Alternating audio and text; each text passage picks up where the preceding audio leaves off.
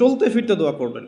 নির্দিষ্ট সময়েই দোয়া করতে হবে এমন নয়। রোজা রেখে সারাটা দিন যখনই আপনার মন চাচ্ছে, মনের মধ্যে একটা কিছু চাহিদা আসছে, আপনি দোয়া করে ফেলবেন। নবী সাল্লাল্লাহু আলাইহি ওয়াসাল্লাম বলেছেন, যদি তোমাদের কারো জুতার ফিতাও ছিঁড়ে যায়, সে যেন সেই ফিতাটাও আল্লাহর কাছে চেয়ে নেয়। প্রতিটা বিষয় আল্লাহর সাথে শেয়ার করতে হবে। আল্লাহ, আমার চাকরির দরকার, আমার রিজিকের সমস্যা, আমার পারিবারিক সমস্যা, আমার ব্যবসার সমস্যা, আমার ইলম অর্জন করতে চাই, আল্লাহ আমাকে ইলম দান করো। আল্লাহ, আমি শারীরিকভাবে অসুস্থ।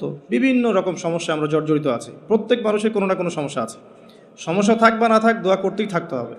যে ব্যক্তি সুখের সময় বেশি বেশি দোয়া করে, আল্লাহ পাক দুঃখের সময় তার দোয়া বেশি কবুল করেন, এমনটা হাদিস এসেছে। যে ব্যক্তি সুখের সময় ভালো আছে, এখন আমার ফিজিক্যাল আমি ফিট, এখন আমি আল্লাহ পাকের অসীম নিয়ামতের মধ্যে আছি, বাড়ি গাড়ি টাকা করি, আত্মীয় স্বজন, স্ত্রী সন্তান সবই আছে, আমার কোনো কিছুর অভাব নাই। এরকম সুখের সময় যে ব্যক্তি বেশি বেশি দোয়া করবে, ইস্তেগফার করবে, ক্ষমা চাবে, আল্লাহ পাক দুঃখের সময় সেই বান্দার পাশে থাকবেন ইনশাআল্লাহ।